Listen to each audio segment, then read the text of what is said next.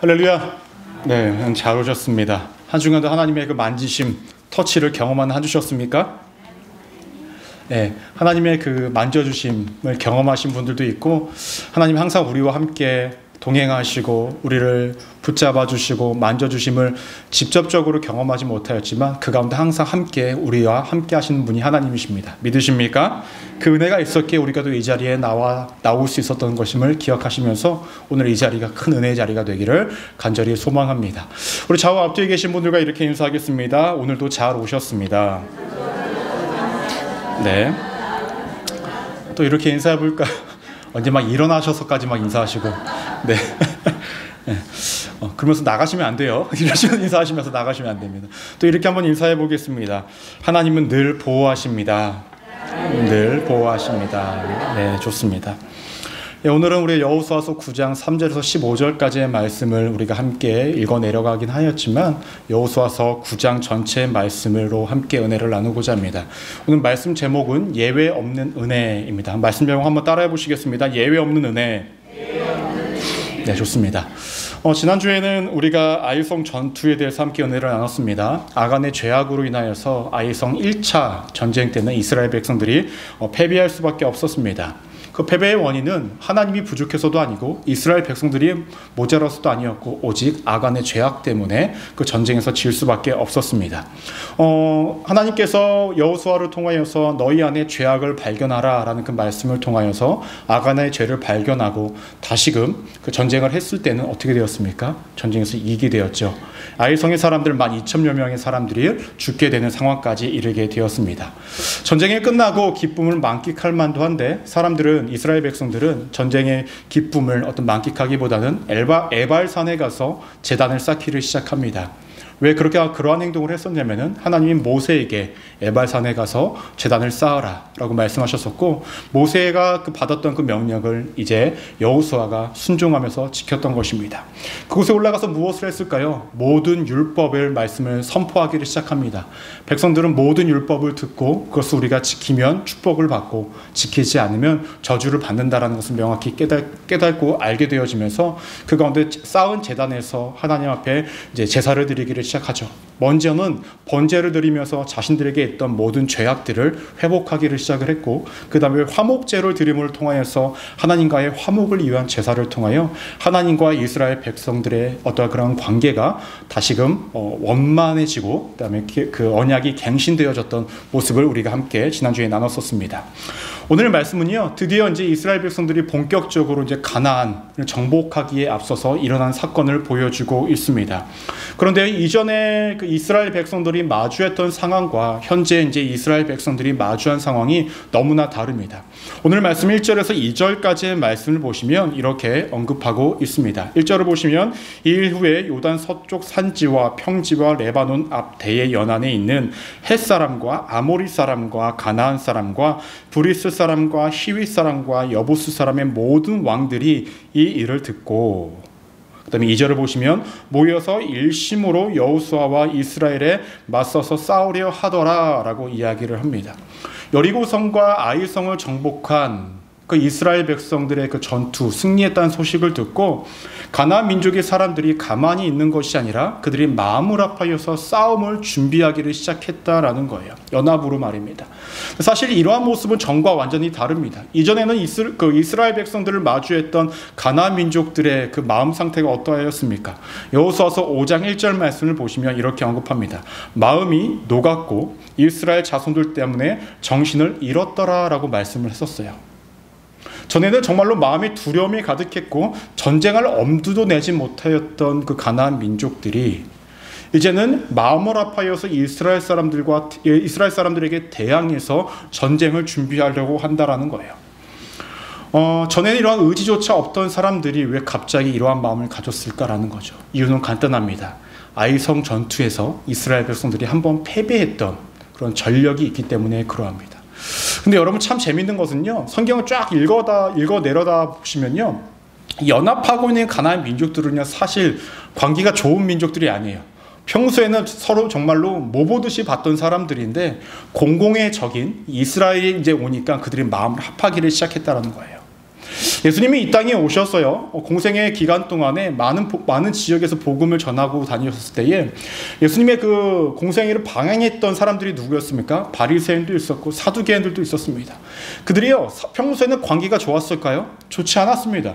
바리새인 사람들과 그 다음에 사두개인 사람들은요, 서로가 추구하고 믿는 것들이 달랐어요. 사두개인 사람들은 부활을 믿지 않았고요, 바리새인 사람들은 부활을 믿었습니다. 바리새인 사람들은요, 구약을 전체를 믿었고요, 사두개인 사람들은 모세 오경만 믿었어요. 그러다 보니까 서로 맞지 않는 가치관과 믿음의 그런 관습들과 모습들 때문에 평소에는 함께하고 있지 않다가 예수님이라는 공공의 적이 생기니까 그들이 연합하여서 예수님을 공격하고 핍박했던 것입니다. 이렇게 본다면 사람이라는 존재가 참으로 간사하지 않습니까? 공공의 적이 생기면 평소에 남처럼 지내가다고 한마음이 되어서 그 사람을 공격합니다. 조금 저렴한 말로 얍삽합니다. 그렇죠? 사람이라는 존재가 참으로 이러한듯합니다. 근데 중요한 것은 이들이 연합을 해서 이제 이스라엘 백성들과 이제 전쟁을 했는데 해볼만하다고 생각을 한 거예요. 아이성의 전투에서 이스라엘 백성들이 한번 졌기 때문에 그러하죠. 그런데 이 가나안 연합 민족이 모르는 한 가지가 있었습니다. 이스라엘 백성들이 아이성 전투에서 졌던 이유를 몰랐다라는 거예요. 하나님이 무능력해서 이스라엘 백성들이 힘이 없어서 그 아이성 전투에서 졌습니까? 아니죠. 이스라엘 백성들이 아이성 전투에서 졌던 이유는 아간의 범죄함으로 통하여서 졌었습니다. 그런데 아간의 범죄를 통하여서 졌다는 것을 이 가나안 민족 연합 백성들은 몰랐다는 거예요.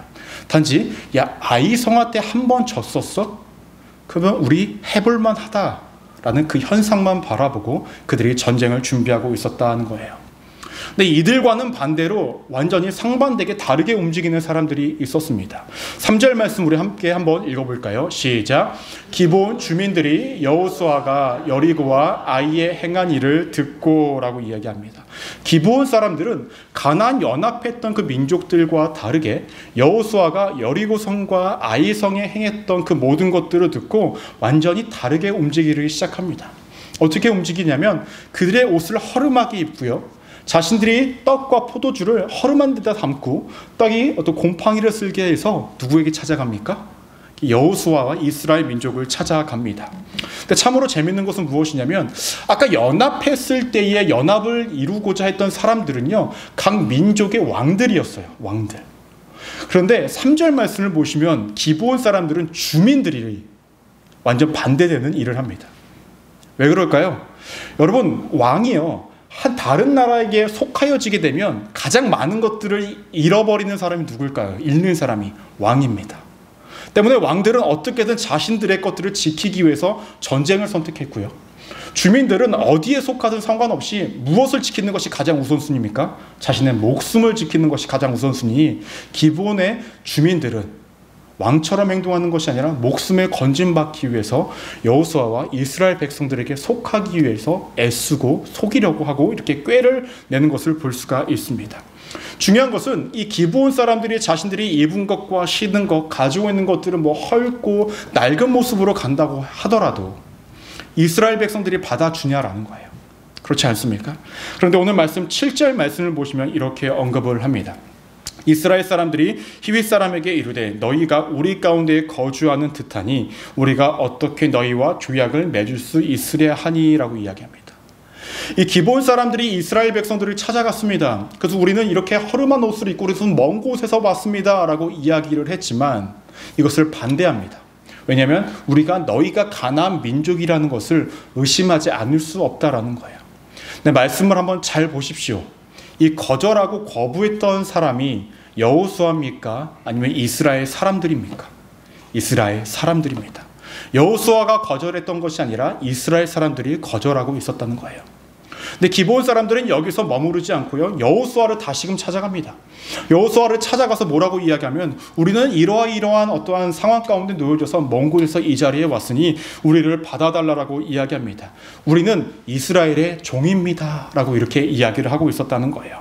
그러면서 여호수아가 묻습니다. 너네가 도대체 어디에서 온 자들이냐? 라고 말을 했을 때에 9절과 같이 이야기합니다. 그들이 여호수아에게 대답하되 종들은 당신의 하나님 여호와의 이름으로 말미암아 심히 먼 나라에서 왔으니 이는 우리가 그의 소문과 그가 애굽에서 행하신 모든 일을 들었다라고 이야기를 해요. 분명히 여호수아는 이 기브온 사람들에게 뭐라고 이야기했냐면 어디서 왔어요? 라고 물어봤는데 기브온 사람들은 뭐라고 이야기합니까? 멀리서 왔어요 라고 이야기해요. 뜬금없는 이야기 아닙니까? 분명히 어느 한 곳을 지정해 주길 원하는 질문을 던졌는데 그저 뭉뚱그려서 멀리서 왔어요 라고 이야기를 하면서 덧붙여 이야기하는 것이 당신들이 애굽에 있었던 그 사건과 광야 땅 가운데 있었던 그 사건, 그리고 요단강을 건너기 전에 있었던 그 요단 동쪽에 있었던 모든 왕들을 처리하고 전쟁에서 승리한 모든 이야기들을 우리가 들었습니다 라고 이야기를 해요. 그런데요, 성경 그 어디에서도요 이 기브온 사람들이 당신들이 여리고성을 정복한 걸 우리가 들었고 아이성을 정복한 것을 들었습니다라는 말은 하지 않습니다. 왜 그럴까요?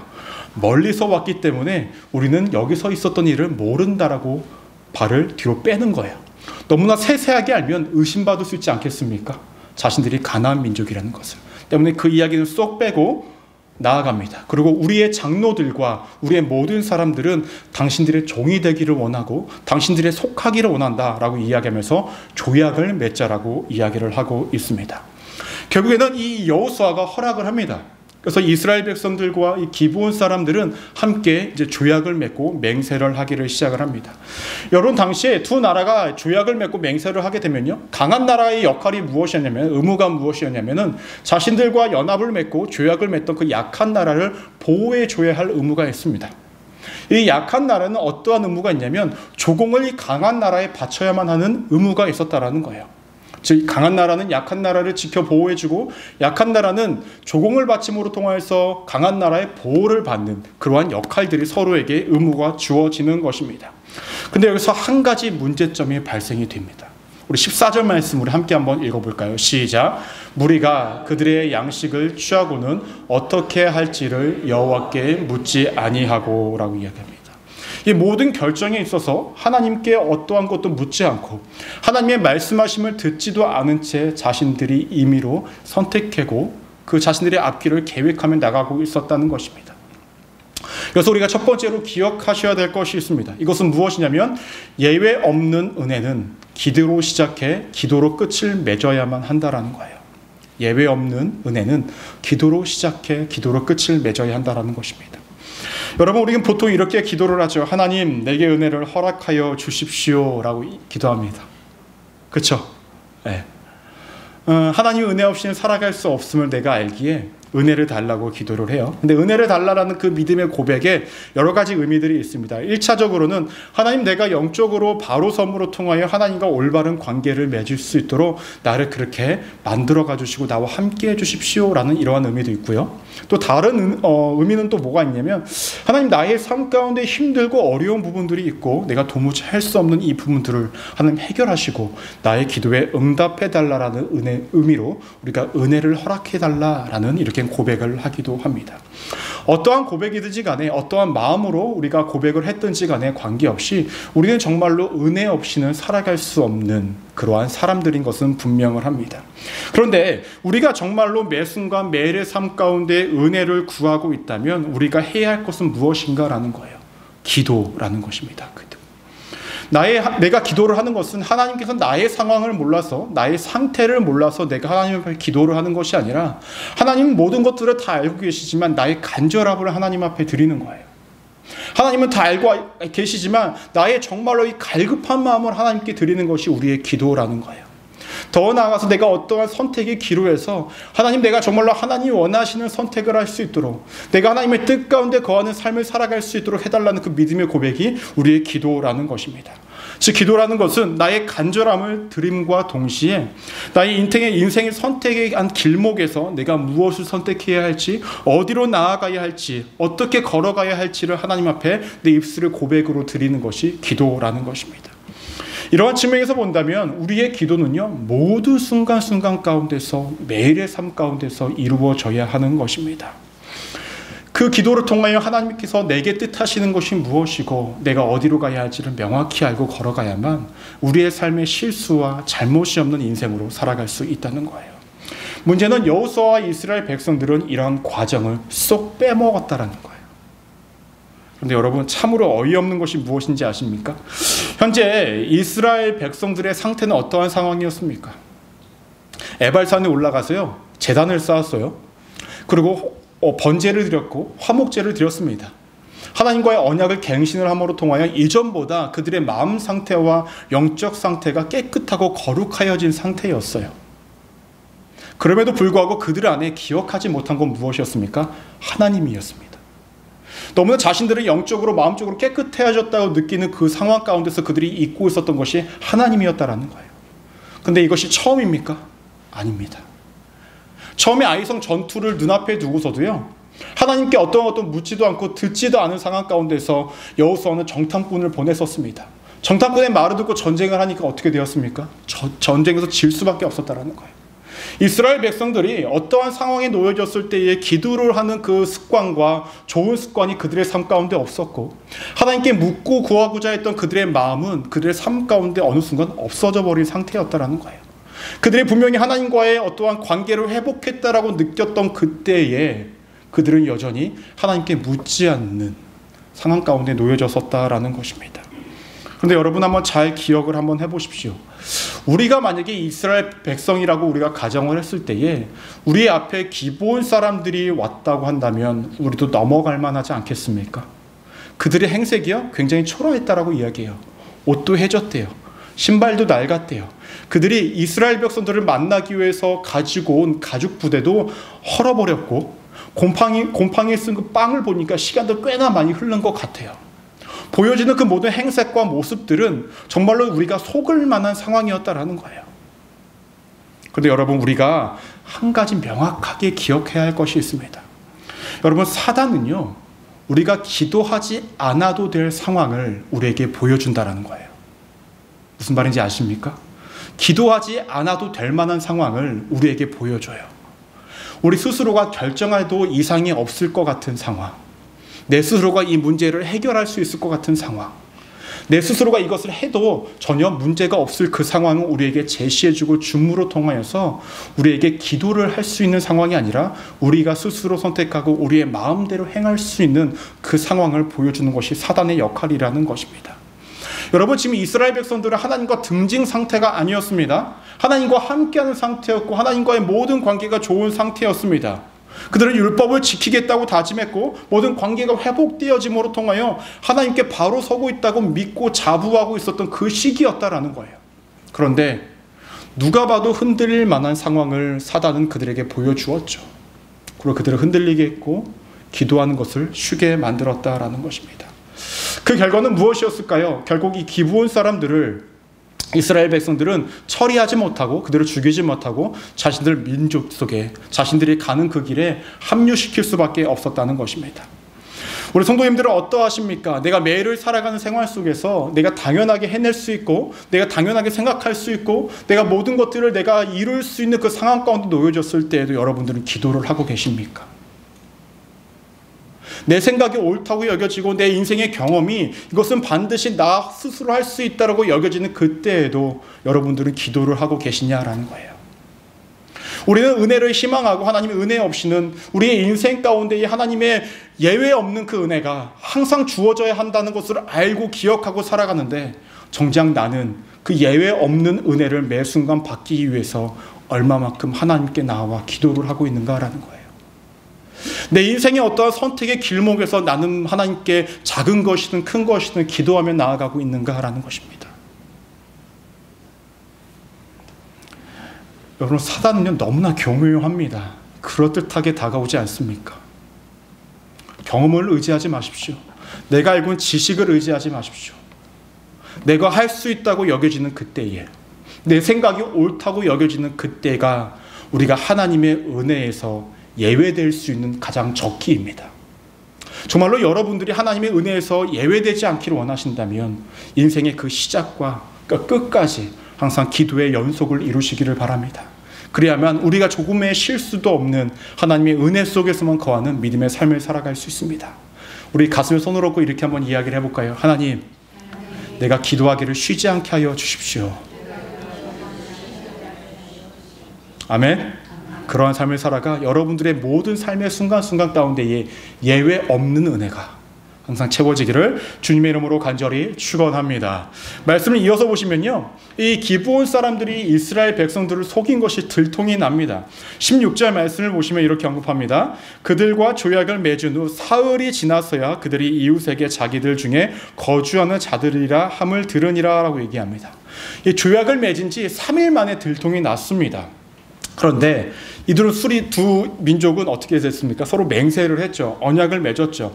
이제 이스라엘 백성들은 이 기브온 사람들을 죽일 수도 없고 어떻게 할 수도 없는 상황이었습니다. 여러분들 당시에 그 조약을 어떻게 맺었는지 아십니까? 맹세를 전에도 한번 말씀을 드린 것 같은데, 창세기 15장을 보시면 하나님과 아브라함이 언약을 맺습니다. 그런데 그 재물을 가운데 쪼개요. 이렇게 딱 쪼개서 벌려놓으면 강대국의 왕이 먼저 쓱 지나갑니다. 그리고 이제 약소국의 나라가 왕이 그 다음에 쓱 지나가요. 이 쪼갠 고개 사이로 지나가는 이유는 명확합니다. 이 강대국이 이 약소국을 지켜 보호해주지 않는다면 그들은 모두 이 쪼갠 고기처럼 된다라는 거예요. 이 약한 나라가 조공을 이 강한 나라에게 바치지 않는다고 한다면 그 약한 나라의 모든 사람들은 이 쪼갠 고기처럼 된다라는 것을 약속하면서 그 재물 속에서 서로 지나가는 것입니다. 만약에 이스라엘 백성들이 이 기브온 사람들과 언약을 맺은 것을 지키지 않는다면 그들이 그러하게 되기 때문에 어떻게 합니까? 지킬 수밖에 없는 것입니다. 이러한 상황이 되니 이스라엘 백성들이 자신들의 지도자를 원망하기 시작합니다. 너네가 왜 이 조약을 맺어서 이같이 행동을 했냐라고 이렇게 원망을 하는 상황에 이르게 되어집니다. 여호수아는 기브온 사람들을 찾아가서 이렇게 이야기합니다. 너네가 왜 속였냐? 우리를 왜 속였냐? 라고 묻습니다. 이때에 이 기브온 사람들이 이렇게 대답을 합니다. 우리 24절 말씀 조금 길긴 한데요. 우리 한번 읽어보도록 하겠습니다. 시작. 그들이 여호수아에게 대답하여 이르되 당신의 하나님 여호와께서 그의 종 모세에게 명령하사 이 땅을 다 당신들에게 주고 이 땅의 모든 주민을 당신들 앞에서 멸하라 하신 것이 당신의 종들에게 분명히 들리므로 당신들로 말미암아 우리의 목숨을 잃을까 심히 두려워하여 이같이 하였나이다 라고 이야기를 합니다. 너무나 두려워서 우리는 도무지 이스라엘의 민족을 이길 수가 없기 때문에 두려운 마음에 당신들을 속일 수밖에 없었습니다 라고 이야기를 해요. 여러분 잘 여호수아를 생각해 보시면 이같이 고백했던 한 사람이 있었습니다. 누구일까요? 라합이라는 여인도 동일하게 고백을 했죠. 뭐라고 이야기했습니까? 당신들이 광야 땅 가운데 있었던 일, 요단강을 건너고 요단강 동편에서 두 왕을 물리치고 이겼던 모든 소식을 내가 들어서 내 마음이 두렵다라고 이야기를 합니다. 때문에 자신을 살려달라고 이야기를 하죠. 이 라합이란 여인도 마찬가지였고 이 기브온이란 사람들도 마찬가지였습니다. 하나님을 두려워했다라는 거예요. 그리고 자신들이 그동안에 믿어왔던 이방 신을 더 이상 하나님께 견줄 수 없는 무능력한 신임을 알았고 때문에 하나님을 믿고자 이스라엘 백성들 가운데 속하기를 원했다라는 것입니다. 여러분 우리가 여기서 너무나 기억하셔야 될 것이 있습니다. 그것은 무엇이냐면 두 번째로 하나님은 예외 없이 은혜의 기회를 허락하신다라는 거예요. 하나님은 예외 없이 은혜의 기회를 허락하신다. 하나님께서 이스라엘 백성들에게 전쟁을 했을 때에 모든 사람들을 다 죽이라고 했습니다. 어린아이와 여인들과 남성들 다 상관없이. 다만 전리품은 내가 때로는 거두기도 하고 너에게도 줄 것인데 변치 않는 사실 하나는 모든 사람들을 다 죽여라 했습니다. 하나님께서 다 이렇게 죽이라고 말씀하신 이유는 간단합니다. 이스라엘 백성들이 가나안 땅에 들어가서 그곳 사람들과 함께 살아간다면 가나안 사람들이 믿는 이방신을 접할 수밖에 없고 그들의 신앙이 흔들릴 수밖에 없으며 가나안 문화에 따라서 이스라엘 백성들이 많은 유혹과 쾌락과 정욕 가운데 빠져갈 수밖에 없기 때문에 이스라엘 백성들을 죄악으로부터 건지기 위해서 그 모든 사람들을 죽이라 라고 말씀을 하셨었습니다. 근데 이 모두 죽이라 라는 것에 대해서 예외된 두 부류가 있지 않습니까? 첫 번째는 이 라합이라는 여인, 두 번째는 이 기브온 족속이 기브온 사람들만 이 모든 죽음에서 예외가 되었다라는 것입니다. 여러분, 이 라합과 기브온, 이 민족은, 이 족속이 열애되는 이유는 무엇입니까? 하나님을 믿기로 작정했기 때문에 그러합니다. 하나님이 그 누구보다 강하신 하나님이심을 알았기 때문에 그러합니다. 자신들은 도무지 이 하나님을 이길 수 없고 하나님과 함께하는 이스라엘 백성들은 자신들과 도저히 견줄 수가 없기 때문에 하나님을 믿기로 작정했기 때문에 그들을 속여서라도 그들 속에 거하기를 원했다라는 것입니다. 여러분, 이렇게 본다면 하나님은 항상 예외라는 것을 만들어 두시는 분입니다. 분명히 하나님께서 가나안 민족의 모든 사람들을 죽이라 라고 말씀하셨지만 그 가운데서도 예외를 주시는 은혜가 있었다라는 거예요. 여러분, 이것은 우리들에게도 적용이 되어집니다. 세상이 살면 살아갈수록 세상이 더욱더 어려워지고 혼잡해지고 힘들어진다라고 이야기를 합니다. 자연재해도 많아지고요. 기상의 이상한 현상들도 많이 일어나고요. 전쟁이 빈번해지고요. 경제도 어려워진다라고 이야기해서 하루하루 살아가는 것이 힘들고 어렵다라고들 이야기를 합니다. 하지만 그렇게 어렵고 힘든 상황 속에서도 하나님은 항상 예외를 두셔서 건지시는 백성들이 있다라는 거예요. 애굽 땅 가운데서 10가지 재앙 가운데서도 하나님께서는 이스라엘 백성들만 예외를 시켜버렸습니다. 같은 땅 가운데 있지만 이스라엘 백성들이 거하는 그곳에만 재앙을 내리지 않으셨어요. 예외되는 지역이 있었죠. 즉 예외가 가득한 은혜였다라는 것입니다. 여러분, 우리가 이 땅 가운데 살아갈 때도요, 하나님께서 모든 세상을 힘들게 만드실 수도 있겠죠. 하지만 그 가운데서도 하나님을 믿고 하나님을 의지하고 나아가는 그 사람들에게는 예외가 주어지는 은혜가 분명히 있다는 것입니다. 여러분들은 그러한 존재들입니다. 믿으십니까? 이때 아멘이 엄청 커야 되는데. 다시 한번 질문하겠습니다. 세상이 아무리 힘들어지고 어려워진다 할지라도 예외를 주시는 은혜가 있는데 그것이 여러분들입니다. 믿으십니까? 좋습니다. 그러한 존재가 우리들이라는 거예요. 그러면 여러분, 이 기브온 족속은 이제 이스라엘 백성들에 속하게 되어짐에 따라서 어떻게 되어졌을까요? 21절 말씀 우리 함께 한번 읽어볼까요? 시작. 무리에게 이르되 그들을 살리라 하니 족장들이 그들에게 이른 대로 그들이 온 회중을 위하여 나무를 패며 물을 깃는 자가 되었더라 라고 얘기합니다. 그들이 이제 기브온 족속이 앞으로 쭉 그들의 대대가 나무를 패며 물을 깃는 종으로서 역할을 살아갑니다. 누군가는 종이 됐는데 이것이 무슨 축복이냐? 여러분, 죽는 것보다 낫지 않습니까? 죽는 것보다 낫지 않습니까? 근데 이들을 왜 죽이지 않고 이같이 행동을 했냐면 신명기서 20장 10절에서 11절 말씀 제가 한번 읽어드리도록 하겠습니다. 내가 어떤 성읍으로 나아가서 치료할 때에는 그 성읍에 먼저 화평을 선언하라. 그 성읍이 많이 화평하기로 화답하고 너를 향하여 성문을 열거든 그 모든 주민들에게 내게 조공을 바치고 너를 섬기게 할 것이요 라고 얘기합니다. 화평을 선포하는 자들이 있다고 한다면 그들을 죽이지 말고 그들을 종으로 삼아라 라고 이야기합니다. 이러한 율법이 있었기 때문에 이스라엘 백성들은 기브온 사람들을 죽이지 않습니다. 대신에 그들을 종으로 삼는데 나무를 패고 물을 기는 역할을 합니다. 근데 그들을 어디다 두는지 아십니까? 23절 말씀을 보시면 하나님의 집을 위하라고 말을 하고요. 27절 말씀을 보시면 여호와의 제단을 위하여서 나무를 패고 물을 깃는 자들의 역할을 감당하게 합니다. 사실 그 역할은 누가 감당하는 거냐면 예배를 준비하고 제사를 준비했던 제사장들 레위인들이 하는 거였는데 그들이 하나님의 집을 그리고 여호와의 제단을 관리하는 그 역할을 둬요. 굉장히 중요한 역할 아닙니까? 근데 왜 그들에게 그러한 역할을 만들었을까요? 그들의 신앙이 처음부터 하나님과 함께 했던 영혼들이 아니기 때문에 그들이 하나님의 집에 가까이 하면서 하나님의 제사를 준비하는 그들과 함께 하면서 그들의 신앙이 변질되어지지 않도록 그들이 하나님의 온전한 자녀가 될 수 있도록 배려해 줬던 것입니다. 가까이 뒀던 거예요. 결국에 나중에 기브온 족속이 어떻게 되냐면 이스라엘 백성들이 바벨론 포로로 끌려갔다가 다시금 돌아왔을 때 성전을 재건합니다. 그때 재건할 때에 함께 했던 족속이 누구냐면 기브온 족속입니다. 즉 한 번 이스라엘 백성들에게 속하였기 때문에 그들이 함께 맺어진 언약 속에서 그들은 내쳤던 것이 아니라 하나님은 그들을 끝까지 이스라엘 백성들 안에 소유하고 계셨다라는 것입니다. 여러분, 하나님은요 때로는 칼 같지만 칼 같지 않을 때가 있습니다.